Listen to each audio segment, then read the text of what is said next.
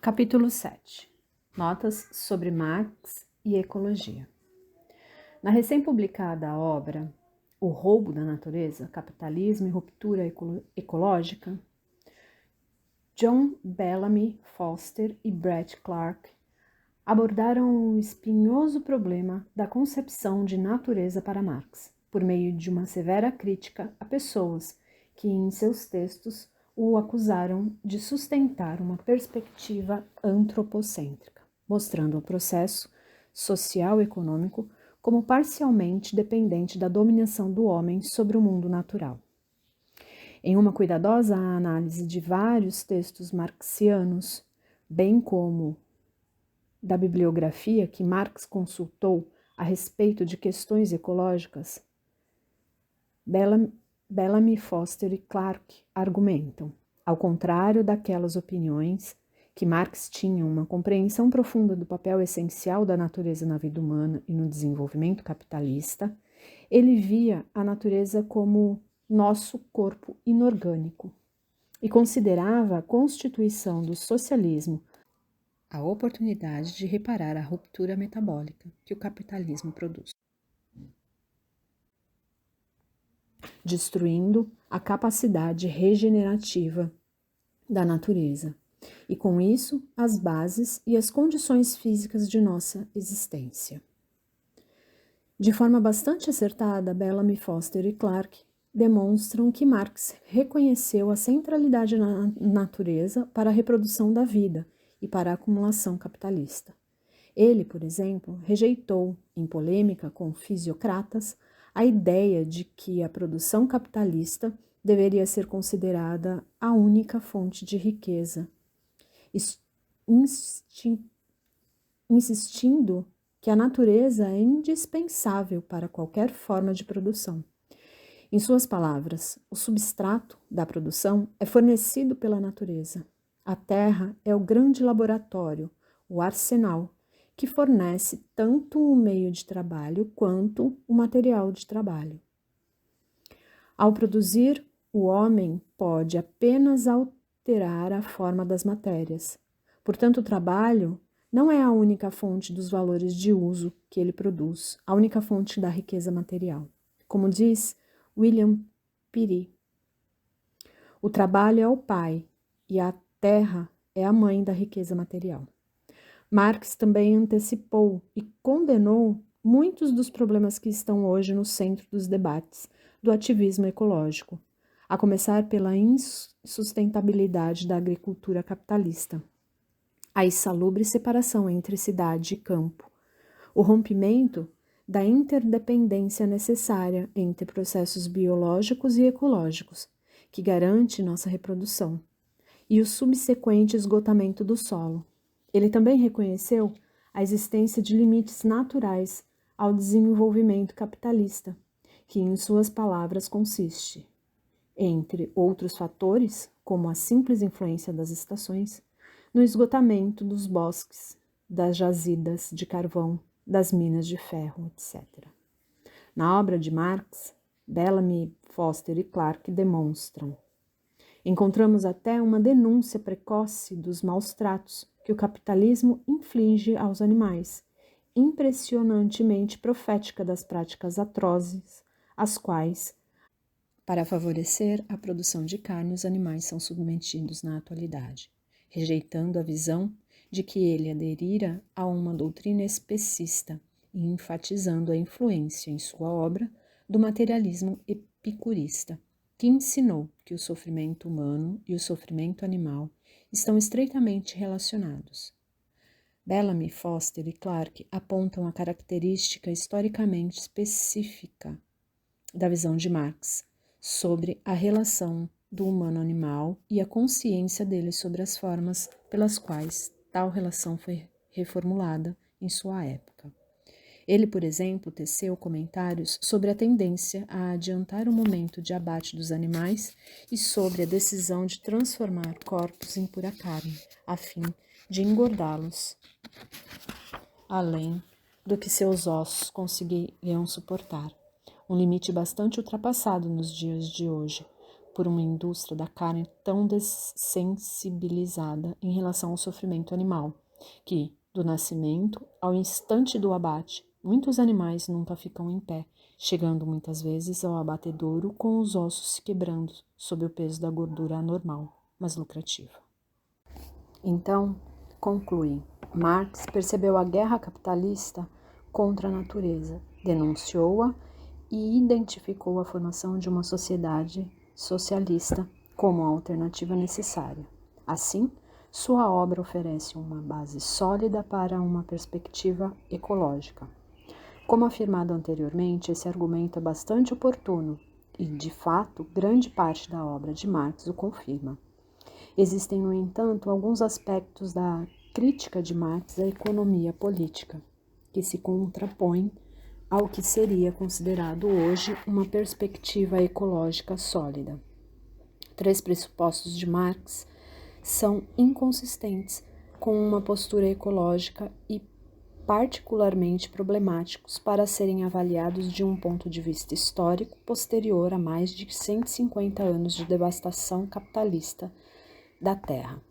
Primeiro, a insistência de Marx na importância do capitalismo como uma fase histórica necessária, cuja missão histórica é o desenvolvimento das forças produtivas, sendo essa, para ele, a pré-condição para iniciar um processo revolucionário e a formação de uma sociedade comunista. Esse é, sem dúvida, um dos aspectos mais problemáticos da obra de Marx, porque é difícil compreender como alguém que pôde escrever O Segredo da Acumulação Primitiva e descrever o horror do trabalho industrial poderia também falar sobre o desenvolvimento capitalista como via para um mundo melhor.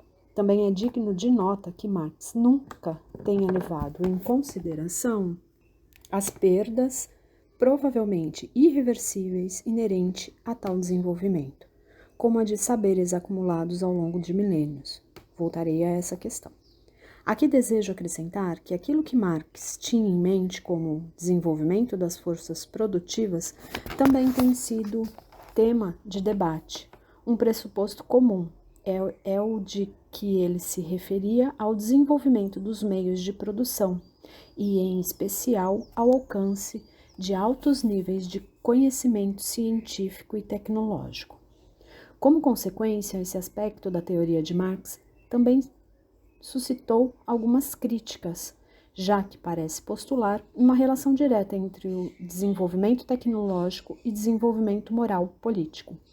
Marxistas autonomistas como Antônio Negri sustentaram, entretanto, que por forças produtivas devemos compreender não a maquinaria, e sim as capacidades e os saberes dos trabalhadores e trabalhadoras, conforme apresentado nos Grundrisse, sobre a categoria intelecto geral.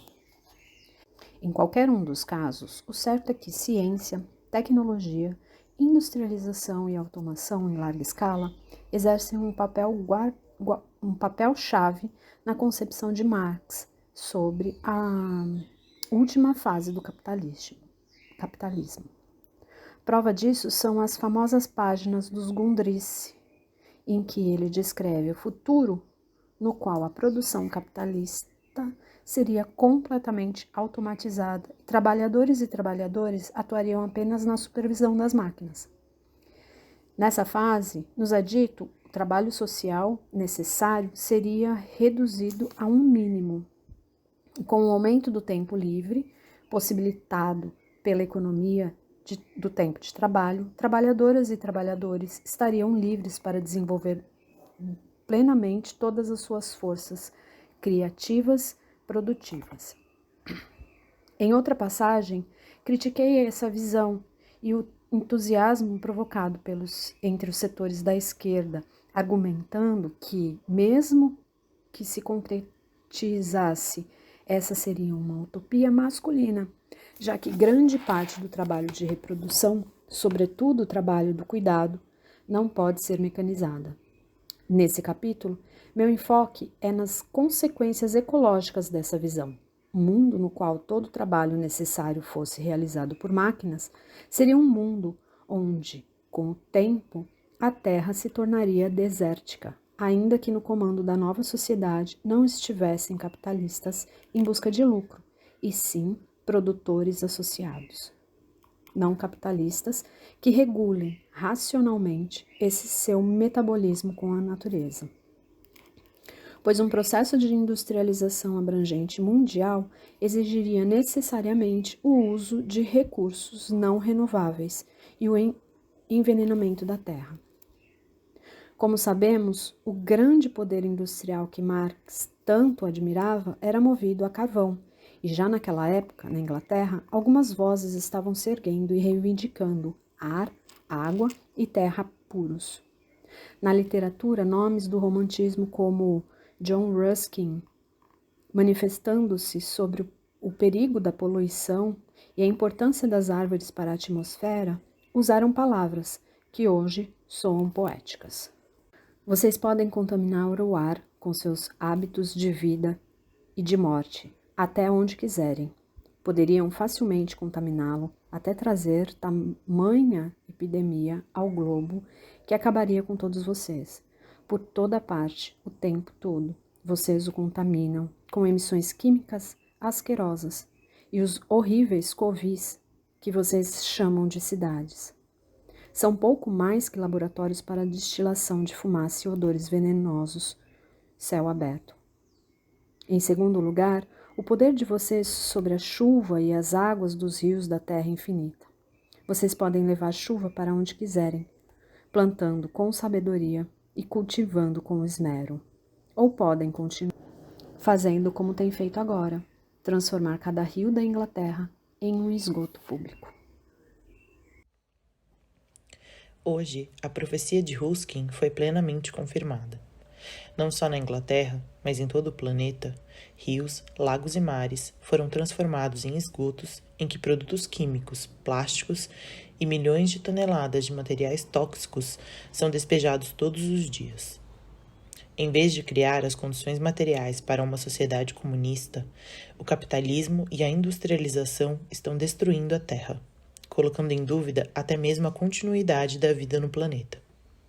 Todavia, marxistas adotaram por tanto tempo a crença no desenvolvimento industrial que, como Bellamy Foster e Clark observam, mesmo em meio a uma catástrofe climática, algumas pessoas olham para o desenvolvimento como inevitável, talvez porque ele acelere o processo por meio do qual o capitalismo cava sua própria sepultura. Devemos também reconsiderar a afirmação de Marx sobre os efeitos positivos da destruição de uma pequena propriedade fundiária e a concentração capitalista de terras, supostamente abrindo a porta para um sistema de produção agrícola mais avançado, racional. O argumento dele aí é de que uma sociedade de camponeses e camponesas livres, independentes, vivendo dos produtos de seu trabalho, seria inevitavelmente uma sociedade atrasada, uma vez que a maioria da população precisaria estar envolvida na agricultura devido à falta de investimento na terra e à baixa produtividade resultante do trabalho, sem sobrar tempo para outras atividades. Assim, ele insinua, a dissolução dessa sociedade não deveria ser lamentada, pois um mundo dominado por pequenos camponeses e camponesas, agricultores e agricultoras de subsistência, seria um mundo de indivíduos isolados, bárbaros situados, em parte, à margem da sociedade, que combina toda a rusticidade das formações sociais primitivas com todos os tormentos e as misérias dos países civilizados. Como justificar uma postura de desprezo e desvalorização tão impressionantes da vida camponesa, que foi o principal modo de existência da maioria da população do planeta antes do advento do capitalismo? E como conciliá-la com a crítica de Marx ao capitalismo, com a tendência deste a amontoar trabalhadores e trabalhadoras em cidades, quebrando, assim, a troca metabólica entre seres humanos e natureza?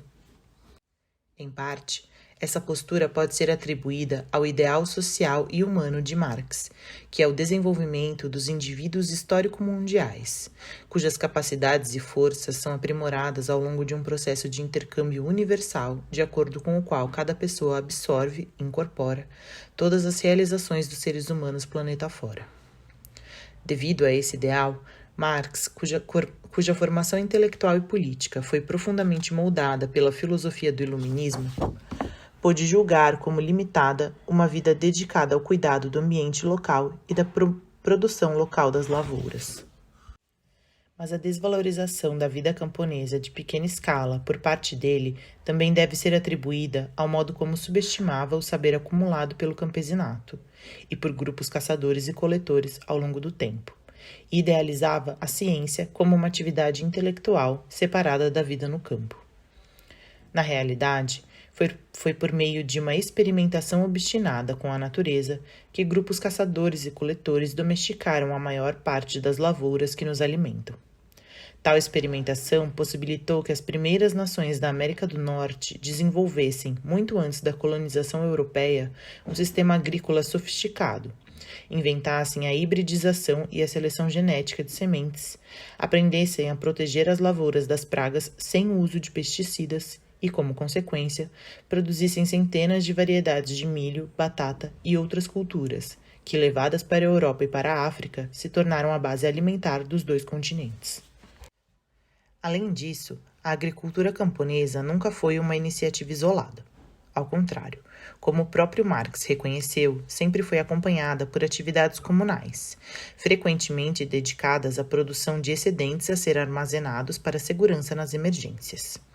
Esse era o caso das comunidades camponesas da Europa medieval, que administravam coletivamente as terras que recebiam dos proprietários, em troca de trabalho, por meio de assembleias camponesas em que decidiam quais terrenos deixar em pousio, com quais culturas fazer a rotação, quando realizar a colheita ou a vindima e assim por diante.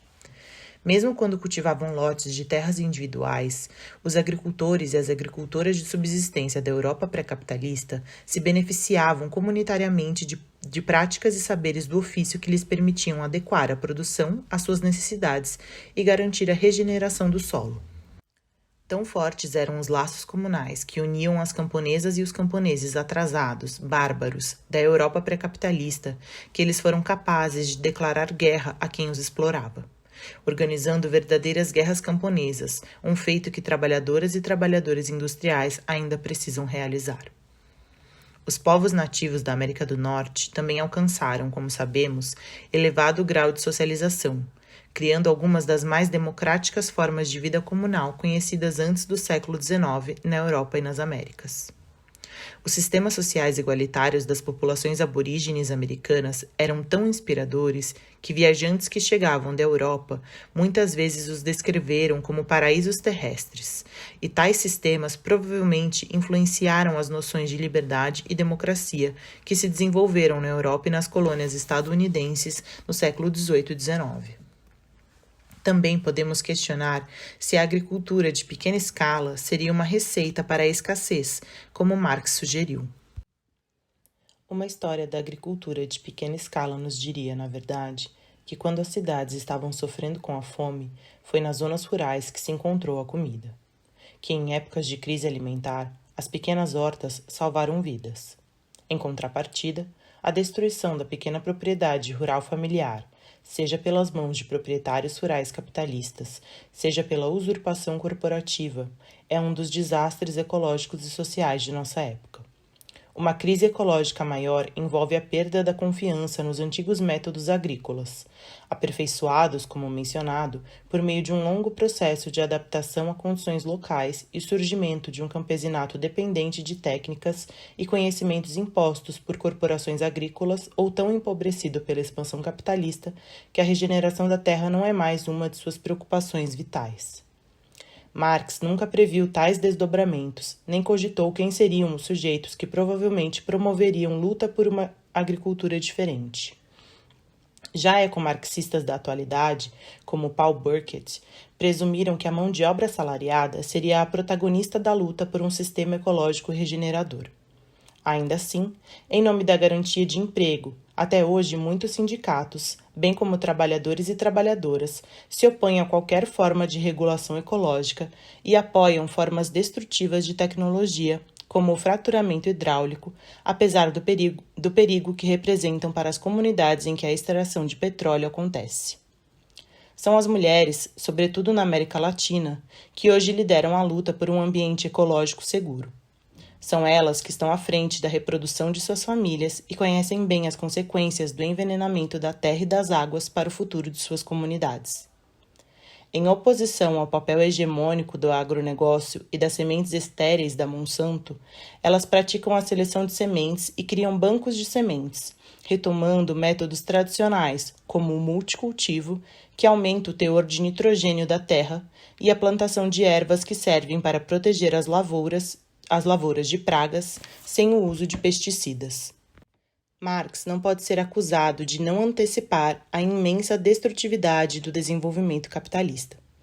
Impressionado com as forças desencadeadas pelo processo de industrialização, nitidamente convencido de que elas poderiam ser recanalizadas na direção de objetivos apropriados e confiante, devemos supor, de que o capitalismo logo entraria em uma crise terminal, ele oscila constantemente entre polos opostos, enfatizando ora a destrutividade, ora as possibilidades sem precedentes que acreditava que o desenvolvimento capitalista criaria para o futuro da humanidade.